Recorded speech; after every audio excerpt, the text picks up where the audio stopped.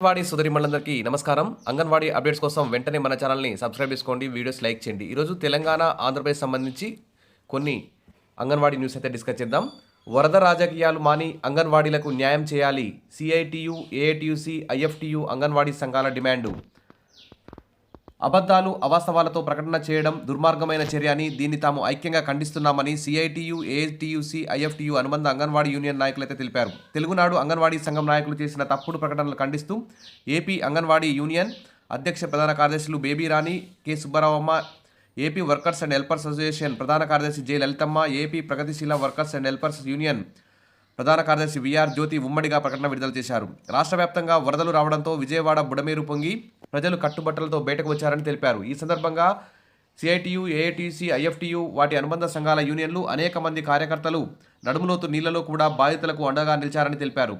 ప్రజలు, కార్మికులు కష్టాల్లో ఉన్నప్పుడు అంగన్వాడీ కార్యకర్తల వద్ద దాతల సహకారంతో లక్షల రూపాయలు వసూలు చేసి వరద బాధితులకు సహాయంగా ఆహారం, మంచినీటి ప్యాకెట్లు, దుస్తులు, వస్తువులు, సరుకులు అనేకం పంపిణీ చేసిన చరిత్ర ట్రేడ్ యూనియన్లని తెలిపారు. సీఎం వరద సహాయ కార్యక్రమాల్లో చేయగలిగిన సాయం చేస్తున్నారనే అభిప్రాయంతో సెప్టెంబర్ 12న సీఎంను స్వయంగా కలిసి ప్రతి అంగన్వాడీ సెంటర్ నుండి 100 రూపాయల చొప్పున వసూలు చేసి బాధితులకు సాయంగా వేతనాల నుండి తీసుకోవాలని 3 సంఘాల తరపున వినతిపత్రం కూడా ఇచ్చినట్టు పేర్కొన్నారు. అలాగే ఐసీడీఎస్ డైరెక్టర్ కూడా విన్నవించామన్నారు.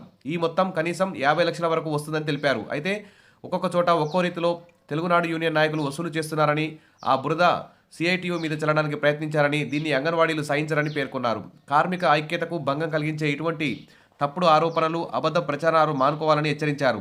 అంగన్వాడీల్లో గందరగోళం సృష్టించి లాభం పొందాలనుకునే స్వార్థ బుద్ధిని వదులుకోవాలని విజ్ఞప్తి చేశారు. సమ్మె కాలంలో ప్రభుత్వాలు ఇచ్చిన హామీ అమలు కోసం కృషి చేస్తే బాగుంటుందని సూచించారు.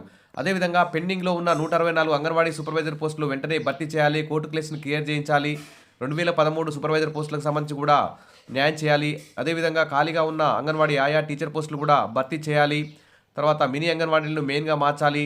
జీతాలు మాత్రం ప్రతి నెల ఫస్ట్ తేదీనే ఉద్యోగుల మాదిరిగా ఇవ్వాలి. కనీస వేతనం 26,000 అయితే అమలు చేయాల్సిన అవసరం ప్రభుత్వం మీద ఉంది. ఎన్నికల హామీలను అన్నింటినీ అమలు చేసే విధంగా కృషి చేయాలి. కానీ ఇలాంటి వరద రాజకీయాలు మానాలని చెప్పేసి అంగన్వాడీ యూనియన్లు అయితే ప్రభుత్వానికైతే విన్నవించుకుంటున్నాయి. అంగన్వాడీలకు న్యాయం చేయాలని చెప్పి కోరుతున్నాయి.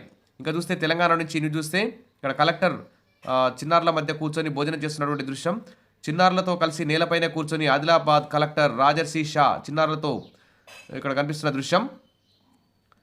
అంగన్వాడీ కేంద్రాన్ని ఆకస్మికంగా తనిఖీ చేశారు. చిన్నారులతో కాసేపు ముచ్చటించి వారితో కలిసి మధ్యాహ్న భోజనం చేశారు. డ్రై డే సందర్భంగా శుక్రవారం ఇంటి పరిసరాల్లో ఉన్న కుండీలు, డ్రమ్ములు, వాడుకలో లేని వస్తువులు, నీటి నిల్వల కారణంగా దోమలు చేరి అనారోగ్యం బారిన పడతామని, వాటన్నింటిని శుభ్రంగా ఉంచాలని చెప్పేసి ఇక్కడ కలెక్టర్ గారు అయితే తెలియజేయడం జరిగింది. అదేవిధంగా పోషకాహార కార్యక్రమంలో మాట్లాడుతున్న కలెక్టర్ జితేష్ అంటూ భద్రాద్రి కొత్తగూడెం నుంచి జిల్లా ఈ న్యూస్.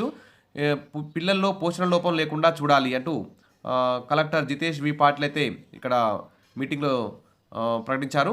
కానీ మరి ఈ పోషణ లోపం లేకుండా చూడాలంటే మరి పోషకాహారాన్ని అందించాలంటే మెనూ బిల్లులు భారీ ఎత్తున పెంచాల్సి ఉంది. ఇప్పుడు ఇచ్చే ₹1.70 చిన్నారులకి, గర్భిణీలకైతే మంచి న్యూట్రిషన్ అందించలేకపోతున్నారు అంగన్వాడీ టీచర్లు. లబ్ధిదారుల నుంచి వ్యతిరేకత ఎదురవుతుంది. నాసిరకం గుడ్ల సప్లై అవుతుంది, కందిపప్పు సప్లై కావడం లేదు టైంకి.